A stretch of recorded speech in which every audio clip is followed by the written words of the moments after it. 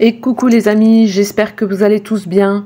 Comme vous l'avez vu dans le titre de ma vidéo, je vais reprendre le tuto de Kim de la chaîne des pinceaux de Kim parce que pour les végétaux, je ne suis pas très à l'aise et ça va me permettre de travailler, de partager avec vous.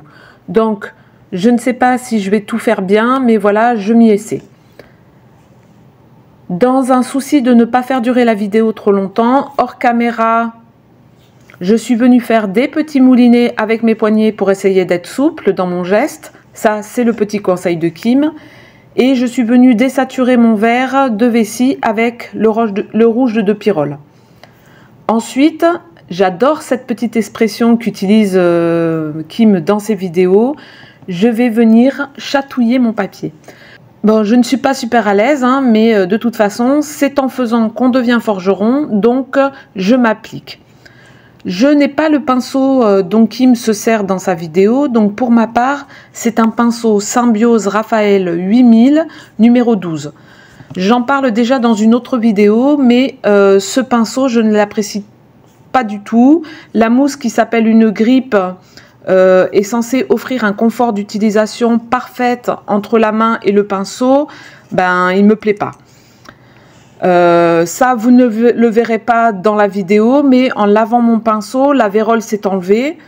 Donc, pas de souci, hein, je peux la remettre, mais je trouve le pinceau un peu moyen. Après, est-ce que je peux vraiment me plaindre, vu le prix qui n'est pas vraiment élevé? Là est la question, voilà, bon, c'est dommage, quoi. J'essaie de suivre les consignes en laissant mon pinceau le plus vertical possible afin de caresser mon papier avec la pointe de mon pinceau et en étant le plus souple possible. Je n'hésite pas à repasser sur mes branches afin d'apporter différentes nuances et de les étoffer un peu. Comme Kim, je viens utiliser mon verre de vessie pur pour faire des feuillages de couleurs différentes. Ça permet ainsi de varier les nuances et de dynamiser la composition. D'ailleurs, elle nous avait appris lors du challenge en octobre à faire des feuilles d'une certaine façon. Et là, elle nous propose dans ce nouveau tuto du jour numéro 2 une nouvelle technique.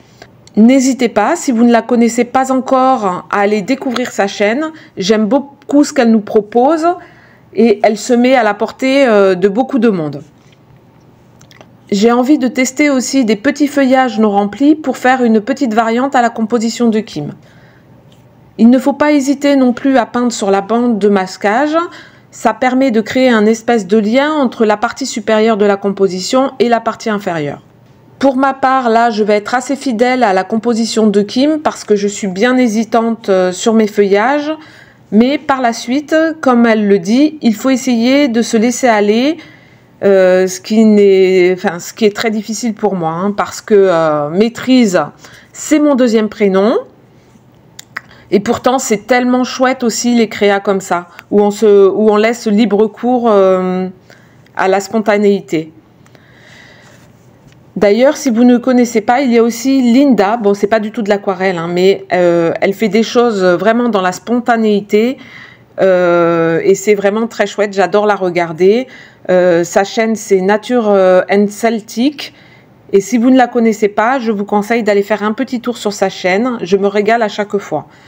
Et pour celles que ça intéresse, je vous mets le lien en barre d'infos.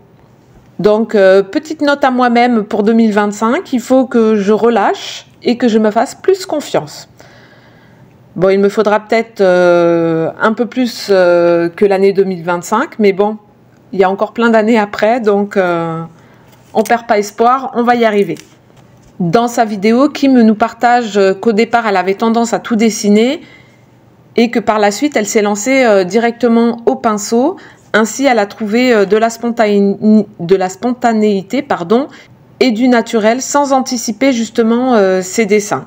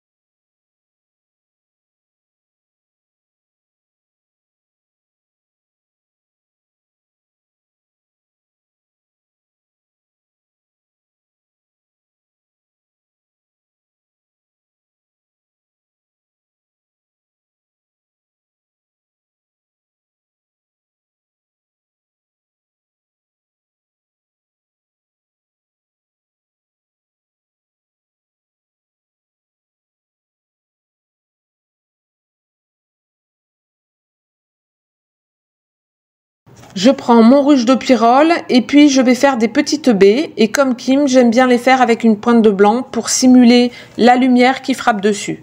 Et ça donne ainsi un aspect un peu plus rond.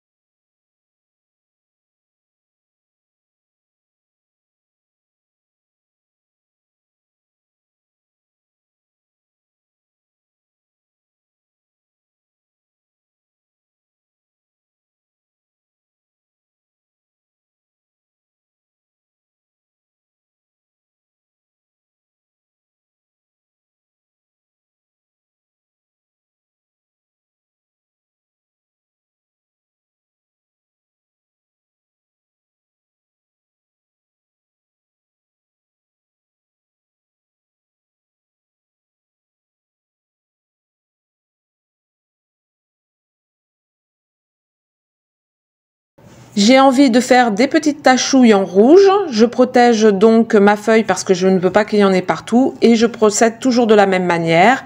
Je mets de la matière sur mon pinceau et je viens le tapouiller avec mon petit ciseau.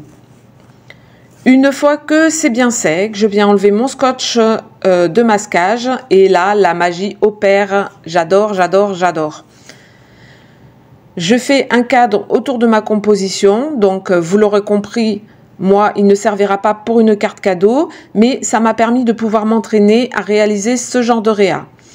Il faudra que je réitère parce que ce n'est pas encore tout souple et comme j'aimerais que ça soit. Mais voilà, là au moins c'est un petit moment qu'on partage ensemble. Donc moi au centre, je vais venir marquer que c'est un tuto de calendrier de l'Avent jour numéro 2 et sur le côté, je vais noter que c'est la chaîne Les Pinceaux de Kim. Comme ça, je me rappelle du nom de sa chaîne. Voilà, voilà. Un grand merci à Kim de nous proposer ces petits tutos qui sont à la portée de tous. J'espère que vous avez passé un bon petit moment à mes côtés. Si c'est le cas, n'hésitez pas, un petit pouce en l'air et un commentaire, ça me fait plaisir. Et puis, je vous fais à tous de gros bisous. Prenez bien soin de vous et à bientôt. Bye bye.